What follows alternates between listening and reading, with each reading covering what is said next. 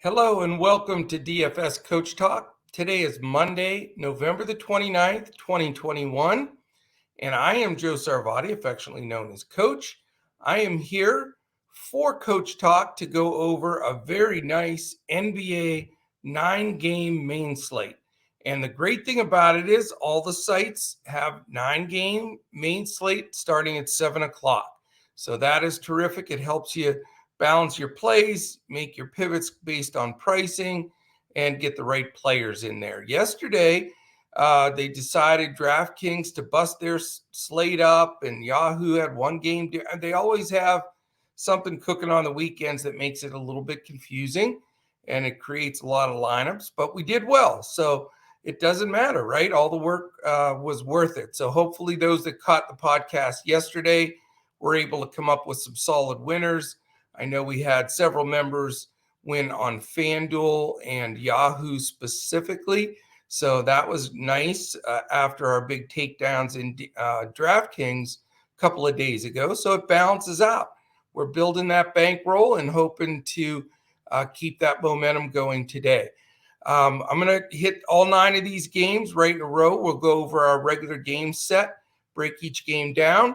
But before we start, real quickly, it's Cyber Monday. So we have the last day of our best special of the year. We started Black Friday, ending it today here on Cyber Monday. It's the deals are going to go away after the end of the day. So if you thought about coming aboard with Coach Talk, today's the day to do it. And we've got a huge week of NBA and NFL. So it's a perfect time to jump in. But those $1 a day prices and everything else that we've got out there, some of it you can see scrolling across the bottom of the screen, that does end at midnight tonight. So DFS CoachTalk.com. Go to the website. You can sign up right there. If you're watching this on YouTube, please give us a thumbs up, hit the subscribe button, and then click that little alert in the upper corner. If you hit that bell, it'll tell you every time one of our podcasts premieres. And again, we've got 7-day-a-week NBA podcasts, 3 podcasts per week in the NFL, and we are keeping it going. So appreciate that. Jump in. If you have any questions or comments, YouTube here is a great place to do that. If you want to catch us on Twitter, we're at DFS Coach Talk, and I am at Joe Sarvati, JoeSarvadi. All right, here we go. We're going right after it. No messing around today. That's all there is to it. We need to get these games going. We want to make sure we hit all 9 games, give you a good feel, get those contests signed up for, and get the initial dummy lineups, if you will, in, and then we'll build on it throughout the day. All right, first game, 7 p.m., Orlando Magic, Philadelphia 76ers. Philadelphia favored by a massive 15.5. So that's you haven't seen much of that. And here's the amazing thing: it's only a 209 total. So talk about a scary game for DFS. Big blowout potential, low total, which generally means stay away. Implied for Orlando's only 96.75. They've just been atrocious since Cole Anthony went down. He's been leading them to at least be competitive. On the other side, Philly's implied is 112.25. Now, as far as the game set goes, we've got Orlando coming in at 4-17, Philly at 10-10. Injury-wise, it's a laundry list for poor Orlando. Mo Bamba questionable, Terrence Ross questionable. So those are 2 new ones. Cole Anthony out, Michael Carter-Williams out, Fultz out, Isaac out, Moore out. So really tough with them. As far as Philly goes, just Shake Milton is questionable. They expect to have everybody else playing. Both of these teams are on an island game, so we should get a fair look at their regulars. As far as statistically, pace, Orlando 7th, Philadelphia 27th, so it balances out. Horrible offensive efficiency for Orlando, dead last, 6th for Philadelphia. Defensive rating here, it's interesting. 29th for Orlando, 21 for Philly. Usually when you see that bad of defensive efficient teams, you're going to get a total more in the 215 to 220 range, not 209.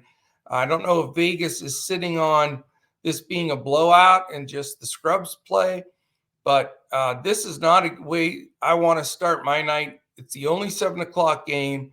The guys that are playable that I'll mention, Jalen Suggs at 5.3 certainly deserves to be mentioned because there's just nobody soaking up usage with a lot of these guys out. Other than that, the two bigs you can think about, but you got Embiid playing.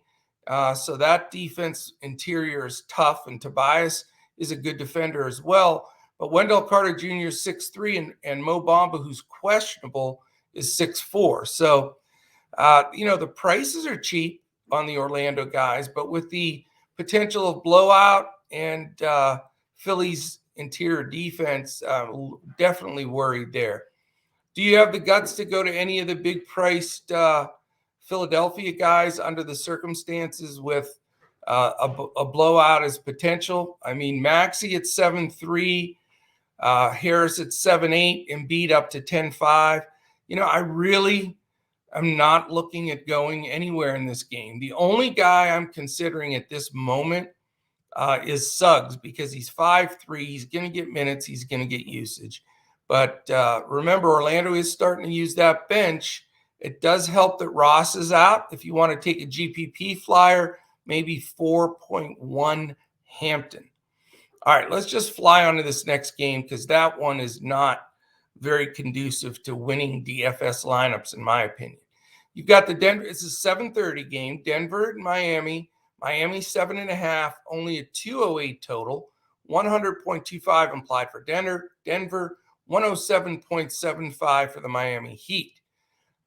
Interesting here. We've got Denver coming in at 9-10, Miami at 13-7, so they're getting it going a bit. Small pieces of news. I don't know if you've heard of the Joker or Jimmy Buckets, but both of them are questionable here. So for Denver, Joker, Highland, both questionable. Murray and Porter out. For Miami, not only is Butler questionable, but Hero's questionable. And then you have Garrett, Morris, and Oladipo all out. So super news important there in that game, as that is going to help us figure out exactly which way we want to go. From a statistical standpoint, Denver 26th in pace, Miami 23rd, not good. 21st efficiency on offense for Denver, Miami 7th, so they are getting the ball in the bucket. Denver's fallen into the bottom half of the league in defense at 18. Miami's remained in that top 5. They are sitting at 4th. So really, how much time do we waste talking about this game if we don't know what the situation is? I mean, if Joker sits, Gordon becomes a good play for me at 6.5. If he's in and he doesn't have any restrictions, I don't think I pay up for the 11-4 Joker against the good Miami defense. Jeff Green at 4.6 has gotten it done for me when I've needed. Again, with Joker out, he's going to soak up some of that interior usage. Barton's got a little pricey. Morris has been inconsistent. Not really interested in anybody else off that Denver bench. For Miami, again, if Butler sits and Hero sits, then you really got to look at Bam and Kyle Lowry, to me, as 1-2 as possible, playing both. Because Lowry's only at a flat 7K, which is very fair. Bam's at 8.2, which is a little pricey, but I think he may be worth it in a matchup like this, with no Joker on the other side. After that, if you want to go cheap, you can look at maybe a 4.6 Duncan Robinson, only if those other guys are out. And, somebody's going to have to soak up some of those minutes if Hero and Butler are out. And I would assume if you want to go GPP-ish, it could be a combination of Caleb Martin at 3.1 and Gabe Vincent at 3.8. All right, game 3, 8 o'clock. We've got this 3-game, 8 o'clock run here. So I like the way they're spreading it out, so everything get a chance to watch it throughout the day. We've got Indiana at the Minnesota Timberwolves, Minnesota -4, 217.5 over under. Implied for Indiana, 106.75. For Minnesota, it's 110.75. So we've got, let's see here. Where are my teams as they move some of these around? So Indiana, Minnesota. Indiana's 9-13. Minnesota's 10-10. Simple here. TJ Warren out for Indiana. Patrick Beverley out for Minnesota. So not too many injury issues there. Statistically speaking, Indiana's on the second night of a back-to-back. So that's important. I know how Rick Carlisle coaches. He doesn't like to overextend his guys. So it does take a notch out of guys like Brogdon, Sabonis, Turner. Not real thrilled about their potential with the back-to-back. Island game for Minnesota. As far as offensive or pace, Indiana 28th, slow Minnesota 5th. So it is a big pace-up game for Indiana, if that helps. Offensive efficiency, not good, 16-20. Defensive efficiency, both in the upper half of the league at 13 for Indiana and 10 for Minnesota. Again, just a little bit of a worrisome game, but there are some plays that can be slate breakers for you. If Brogdon gets the time at 7-4, Sabonis is 8-4, Turner at 6-1, all potential. You could also go the other way and go cheaper with a 5-3 LeVert or a 3-5 Justin Holiday. Justin Holiday got it done for me last night. For Minnesota, you've got your regulars, and that's what causes trouble here. You've got three studs that you want to play, but just trying to determine which one's going to be the best play in this matchup isn't that easy. And they're not giveaway cheap either. D'Angelo Russell at 7-8, Anthony Edwards at 7-9, and Cat is 9-7. Those are the only three guys I'd look at here. They've got a real mixed bag of tricks, playing a whole bunch of different guys in Prince and Vanderbilt, McDaniels, Beasley, Reed. They're all getting minutes. So, if you feel strong on one of the three main guys, then you can go there. Out of the three in this game, I sort of like Anthony Edwards. I think he gets the best defensive matchup. I think Brogdon will guard Russell. So I'm leaning Edwards there. 7-9's a bit pricey. Wouldn't mind having a one-off, but that is not going to be one of my key games. All right, the next game, another 8 o'clock, are Oklahoma City Thunder and Houston Rockets. Houston -2.5. It's a 215 over-under. 106.25 implied for the Thunder. 108.75 for the Houston Rockets. The Thunder come in at 6-13. Houston comes in at 3-16. Injuries: Kenrich Williams out for Oklahoma City. Green and Wall out for Houston.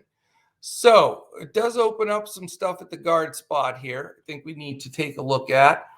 Plus, I love two teams that are young, that haven't figured out defense very well yet, and play with good pace. So even though it's only 215 total, I like this game. You've got pace, Oklahoma City 10th. Houston's playing at the fastest pace in the league. It does that slow a little bit with Jalen Green out. It's possible, but not much. And then offensive efficiency, that's the only thing that worries you. I get it. They're 29th and 27th, which is to be expected. Oklahoma City right in the middle of the league at 15th on defense, 23rd for Houston. So who are the playable guys? Kevin Porter, Eric Gordon. I think you have to consider both or one or the other. Porter's 6'8", which is a little pricier. Eric Gordon can be good. He's a hit or miss guy. If he gets hot and gets the minutes, he's at 5'2". I think that's reasonable. If you want to go to Christian Wood at 8'2", he's been underwhelming lately, but he is due for a really good game. Şengün's been getting decent minutes off the bench at 4'3". Those are the guys I would consider for Houston. And then on the Thunder side, I think there's some good plays here. If Shea plays Gilgeous-Alexander, He's 8K, but he's been sitting games, so we need to make sure he's in there. Josh Giddey at 6'5" has gotten his number. Dort at 5'4" as well. After that, JRE, Jeremiah Robinson Earl, 4'2". He has been getting better minutes and he's been starting consistently, but they go deep. So one off on each side here, I don't think is out of the question, but not a stackable game in my opinion. All right, another 8 o'clocker, Charlotte Hornets, Chicago Bulls. Chicago -5.5, and we have a very nice over-under here. The total, this is the highest total on the board. It's 225.5, and again, it's a 5.5 point favoritism for Chicago. But you've got the Magic, both teams over 110. That's a big sign for me. 110 flat for Charlotte, implied for Chicago 115.5, which is pretty stout in this day and age. Charlotte comes in at 13-9, Chicago at 13-8. So both playing good ball. Chicago slowed down a little bit, but they had Vuk out for a while. The only injuries here, Charlotte, that one's a big one. It's Mason Plumlee, who's been starting at center. Probably PJ Washington gets that nod now. And then for Chicago, it's Green and Williams. Green is probable. I'm sorry. So Green may play and may start. We'll see. We know Patrick Williams is out for the year. Okay, let's look at a statistical breakdown of these two teams because some interesting stuff here. Two of the fastest paced teams in the league, in second in Charlotte and ninth in Chicago. So that's a big plus. Both teams have been scoring the ball very well. Offensive efficiency, 8 and 11. And then Charlotte has not defended well, 25th. The only kink in all of these great stats, the kink in the armor here, Chicago is sixth best defensively. But I love this game. I think there's so much potential in this game. And I do think I'm going to have a decent amount of exposure. The pace, the level of play. The problem is there is room for error because both teams have some solid players, and picking the right ones in the right matchups are the key. So we've got a couple of things here. LaMelo Ball all the way to 10-4. So that one is a big commitment if you want to go there. Rozier's 7-1, so he's really moving up. Hayward, who's been somewhat flat on and off at 6-3. Then you have Miles Bridges at 8, which is excellent. PJ Washington is a value play, 5.1. I never, ever trust that guy, but he is potentially a player there. So, you've got some possibilities there. We're only probably going to go one off with Charlotte. Defensively, in the game for Chicago, that's the key. Who is going to guard who? So the LaMelo versus Lonzo Ball I would assume they're going to guard each other. The Ball brothers are going to go at it, try to one-up each other. Lonzo's 7K, but I think LaMelo's better. Obviously, he's 3,400 better, so I don't know if he's that willing to pay that much better. But I think Rozier guards LaVine, and I respect Rozier defense. So the 8-8 LaVine price is a little too rich for me. The guy I look at more here is DeMar DeRozan. I think he's a key sort of buy-up guy for me. He's 8.7, so he's not cheap, but I think it's a very fair price. Vuk also could have a big game. I mean, he came back slow from being out with COVID, but without a true center playing solid minutes for the Hornets, if Vuk isn't played off the court, he could have a monster game. He's 8.3, so it's a big commitment, but, I wouldn't mind rolling out the dice on DeRozan and Vuk and seeing what happens. Some bench guys, obviously Alex Caruso can be considered at 5.3. He's played a ton of minutes. Kobe White's starting to sneak more minutes at 3.7. That is it for that game. Quick coffee break. All right, how about we go to an 8:30 game? We move to the next time frame. Wizards, Spurs. Wizards by 3, 214.5 total. 108.75 implied for Washington, 105.75 for the San Antonio Spurs. As far as the game set on this one, we've got Washington coming in at 13-7. San Antonio at 5-13. Injuries, just the two that have been out and will be out, Bryant and Hashimura for Washington. So they're pretty healthy after that. For the Spurs, McDermott questionable again. Devin Vassell questionable, questionable. And Zach Collins is out. So would be nice to know the designation with those two guys, but not a major impact there. Statistically speaking, Washington 22nd in pace, San Antonio 4th. I don't remember them ever being that high in pace. So good pace up game for the Wizards. 18th and 24th in offensive efficiency. That is a bit of a concern. And defensively, Washington fell out of the top 10. They're 12th, and San Antonio is 17th. So that's a bit of a plus. Couple of options here. It's a little tougher with Washington when everybody's healthy. Dinwiddie at 6'2", Bradley Beal at 9'2", and then the duo at center of 4'7" Gafford, 6'1" Harrell, and 6'4" Kuzma at the power forward. All those guys are playable. Looking at the matchups here with the Spurs, they are playing a little better interior defense now that Jakob Poeltl is back. Murray is a plus defender. He'll probably guard split between Dinwiddie and Beal. But, I think a guy that might fall into a good spot here is Kyle Kuzma at 6'4". He's sort of a guy I've got to circle around. On the San Antonio side, DeJounte Murray's been absolutely out of his mind. And I haven't wanted to spend up to the egregious prices for him, but he has earned it. I mean, he's at 9.6 today, but he is not off the board. I mean, he's going to make my clipboard, I can tell you for sure. The question is he going to be a core player or not? Easy for me to say. Triple-double potential all the time. But at 9.6, you got to think, hard and true about it. But he's on my radar right now. Poeltl at 5'7", I think, is a great deal. He's going to get more and more minutes as time goes. And that's it. That's all I'm considering there. One off from each side, though. I think that game is better than advertised as far as DFS goes. All right, we go to another 8:30 game. It is the Cleveland Cavaliers and the Dallas Mavericks. Dallas is favored by 5.5. Only a 207.5 total. Implied for Cleveland 101, for Dallas 106.5. We've got Dallas on a pretty bad streak here. They're 10-8. Cavaliers 10-10. They're slowing down as well.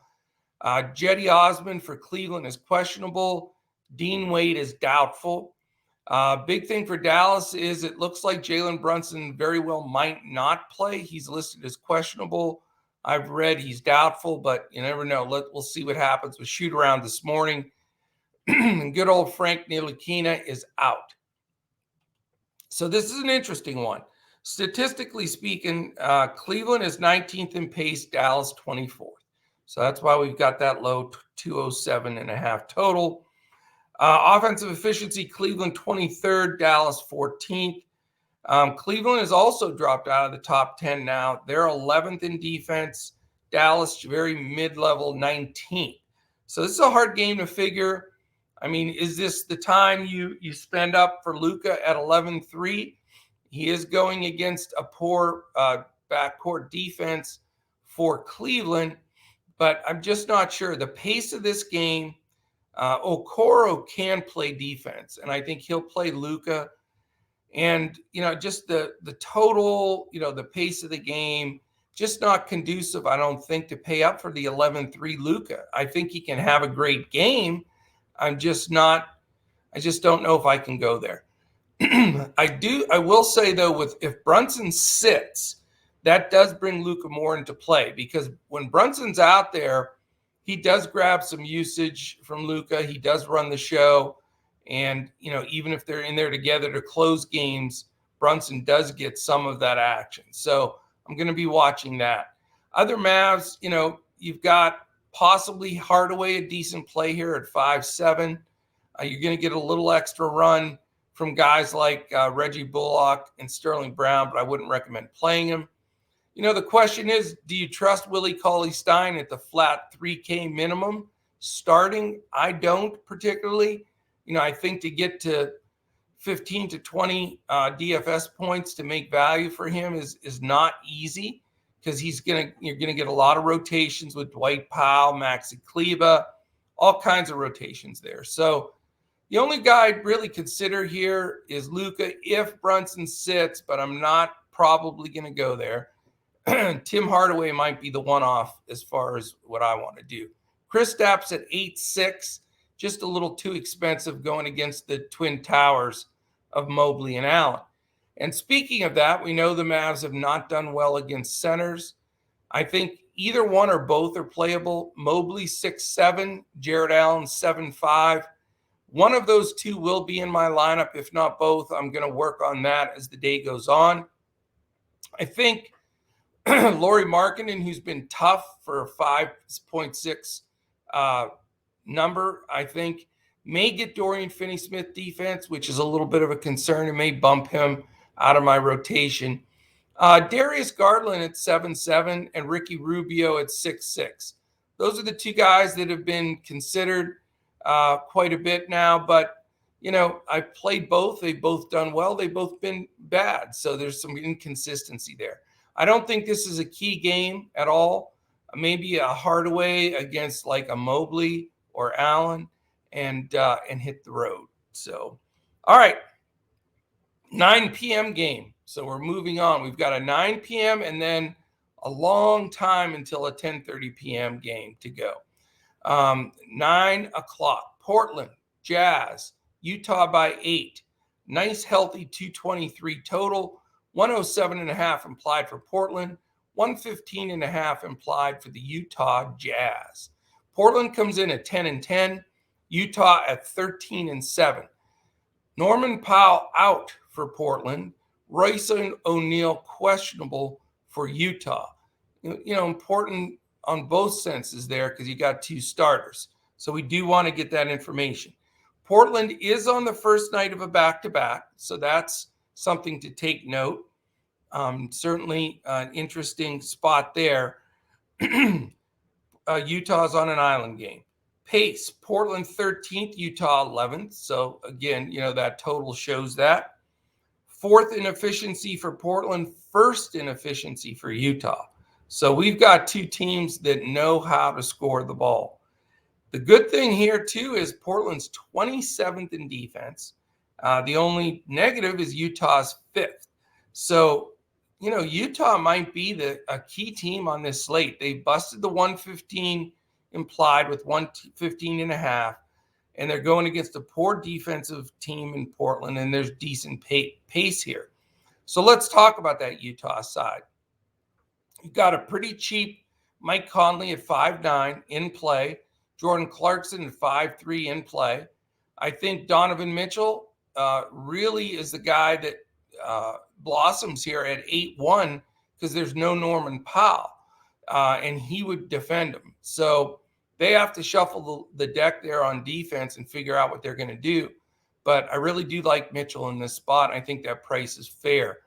Gobert at 8'5", he's hit or miss, has pretty safe floor, but somewhat of a limited ceiling, to be honest with you. I mean, he's never going to score 35 points or real points or anything. So at 8'5", not sure that I want to go there, but you can at least think about it. On the other side of the ball, you've got Portland with Dame at 9'5", CJ at 7'6". Certainly can consider both, especially with Powell, that usage out the window. Covington, I wouldn't recommend. I don't think this is a best matchup for Nurk. Let's see who's going to start in that spot for Powell. You might be able to get a bargain 3.5 Nazir Little, or maybe that runs some more time for 4K Anthony Simmons or 3.6 Larry Nance. So the person that fills that spot is somebody I think we're going to have to consider here. So let's keep our eyes on the news for that game. All right, last game, Boom, boom, boom. We are not messing around today. I told you we're going after 10:30 p.m., an hour and a half after the other game started. So you got your Island late night game. Pelicans at the Clippers. Clippers by 8.5. 210.5 total. 101 for the Pelicans. 109.5 for the Clippers. Interesting here. So we've got the Pelicans coming in at 5-17. Clippers at 11-9. Luzada and Williamson out for the Pels. Batum, Leonard, and Preston out for the Clippers.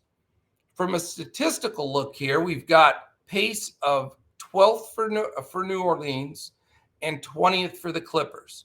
And this happens to be the second night of a back-to-back for the Clippers. So that is a big discussion. Is that going to affect their rotation? I think it definitely brings down some of the guys that I was looking at on the Clipper side of the ball. As far as offensive efficiency, poor 26th and 25th. So neither team scoring it well. Pelicans not defending at all, 28th. Clippers defending very well at second. So a little bit tougher. It's a paced down game for the Pelicans, and they're facing a great defense. So that hurts. But on the other side of the ball, you've got the Clippers on a pace up game against a terrible defense, but they're on the second night of a back-to-back. So it balances things out a little bit here. Price-wise for the Pels, you've got Devontae Graham at a reasonable 4.8. Herbert Jones at 3.4. Josh Hart still in the mid-fives no matter what, 5.3. And he's still on the radar. I mean, he is very playable.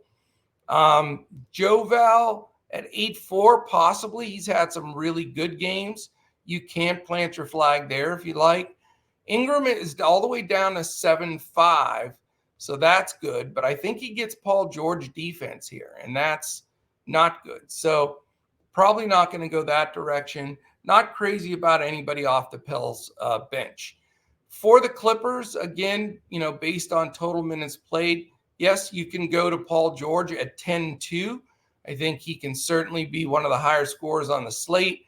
Don't know if I want to use the pay up spot for him, but he is in consideration. Reggie Jackson, who throws in some clunkers, throws in some good games, lost a little confidence in him, but he's 6'1".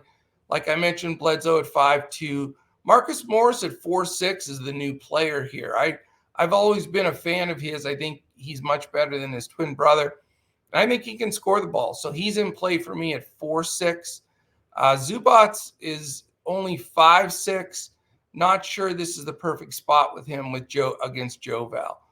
And that is it, my friends. We went through 9 games like nobody's business because we're focused. We're ready to take it down. It's all about breaking this slate and getting it completed. So really appreciate everybody listening in today. Hopefully this really helps you on your Monday 9-game NBA main slate. We're going to be giving out our coach's clipboard on DraftKings, which will give you, as we do every day, very unique to the industry, gives you 5 core plays and several other plays on our clipboard that you can consider to fill in the rest of those spots. Then we give out full cash/hybrid lineups, both on Yahoo and FanDuel. And we also give out a GPP lineup on Yahoo and FanDuel. We'd love to have you. Cyber Monday, this is the last day to get those phenomenal deals. Go to DFS CoachTalk.com.